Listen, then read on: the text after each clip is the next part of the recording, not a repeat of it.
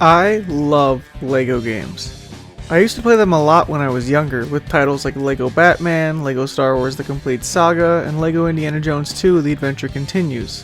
They're all titles I have fond memories of, and I bet a million people my age also share the same sentiment, even if some of them don't hold up as well nowadays. The developer of these licensed LEGO games, Traveller's Tales, has become the undisputed king of LEGO games thanks to their work on these titles. Every game they've put out under the LEGO brand is guaranteed to be a fun family game that you can beat in a couple hours but replay endlessly. On top of that, they tend to go on sale quite a lot, leading to a bunch of them being extremely cheap from time to time. But while they have an extensive catalog of games under their belt, I feel as though a couple of them get forgotten about. Sometimes it's because they're not that good in comparison, and other times it is simply because they have just been outclassed. And the game we're discussing today I feel is one such case of the latter. Today I want to talk about one of the games I grew up playing, LEGO Star Wars the video game for the original Xbox. If it wasn't for copyright law, I'd play the intro for you, but well, I don't want Disney killing me should I ever gain the ability to monetize my channel. Don't worry, I'll upload the intro as a short on my second channel for nostalgia baiting purposes.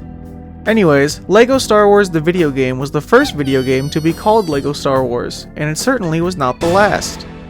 While I hate to sum it up so simply, there really is no better way to talk about it. It was the first in the series, and we thank it for that, but there's no reason to go back to this one nowadays besides nostalgia. The game plays like a standard collectathon. You play through iconic scenes from the Star Wars prequel movies via platforming, puzzle solving, and basic combat. The game is rarely, if ever, actually difficult and can probably be beaten 100% in a single sitting if you're dedicated enough. It's a perfectly fine family game that encourages replayability in a strange way.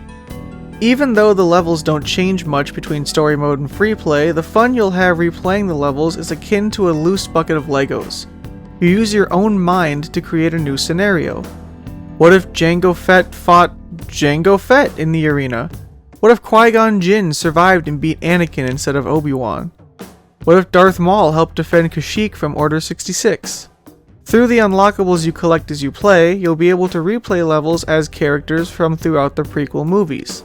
I had a blast running through the levels as all sorts of different characters, exploring all the hidden areas previously unavailable to me. There is a genuine sense of discovery when replaying these levels as new characters due to their unique abilities. Speaking of unlockables, this game has plenty. Not nearly as much as some later titles do, but for their first game it is a respectable amount.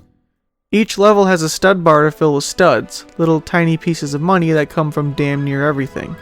Once you collect a certain amount of studs from breaking objects, using the Force, or completing puzzles, you'll fill the stud bar and unlock true Jedi status. On top of that, every level also has 10 hidden mini-kits scattered throughout them.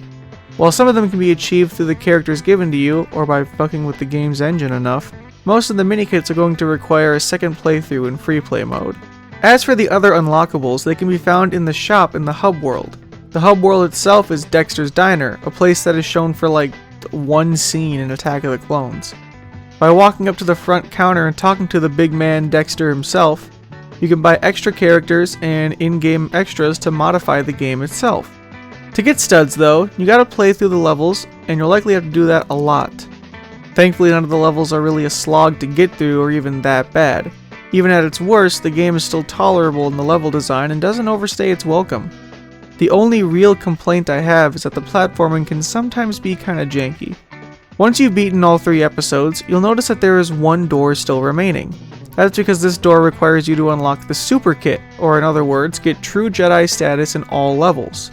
Once you've done that, you'll discover that the door actually leads to Episode 4, specifically the first set piece from A New Hope involving Darth Vader's invasion of the Rebel ship and the capture of Princess Leia. This bonus level is really cool for a multitude of reasons. One, it serves as a nice reward for those who have been replaying the levels by giving them, a new level to play. 2, it gives the player a couple new characters to unlock, those being Vader, Leia, a Stormtrooper, and a Rebel Trooper. 3, the level is played from the villain's perspective, with you controlling Darth Vader during this sequence. And 4, this served at the time as a teaser for the upcoming sequel to LEGO Star Wars the video game. Unfortunately, collecting all the mini-kits does not grant you anything. Sure, they each assemble a different ship for you to view outside of the diner, but besides that, there is no reward for actually obtaining them all. There actually isn't any sort of 100% completion bonus anywhere. Trust me, I would know, as I had to replay this fucking level based off of A New Hope like 7 times just to get enough studs to buy everything.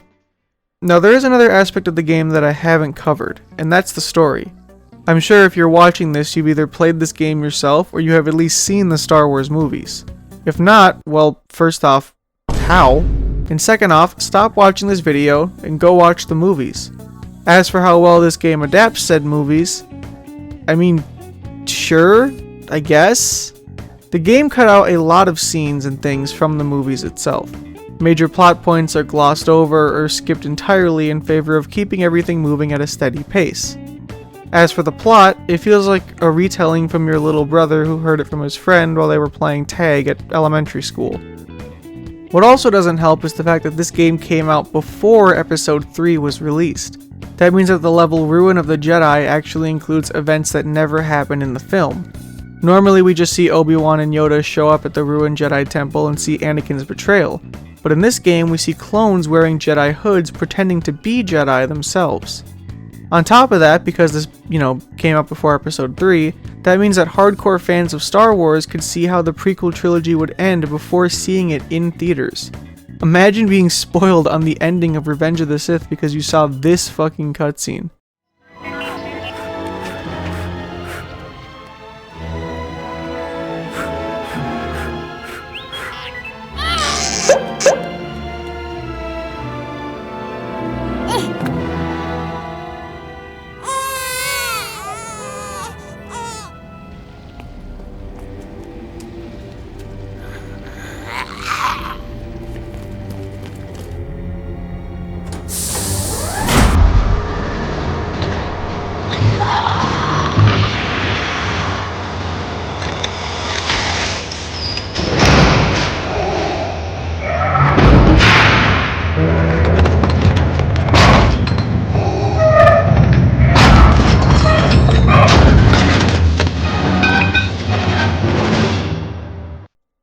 That being said, if you've never seen the films, you'll still enjoy this game and likely get a general idea of what is going on, though the complete saga explains it much better. It's not perfect and will definitely make more sense upon watching the movies, but it does the job that it needs to do. It's just another thing that gets fixed with subsequent entries. And that brings up the main issue I have with this game. There's just no reason to go back to it. Sure, it's cool to see how the LEGO series started, but the complete saga outclasses this game in every regard. Hell, even LEGO Star Wars 2, the original trilogy, is a better overall package than this game. Don't get me wrong, this game is great, especially considering what it created.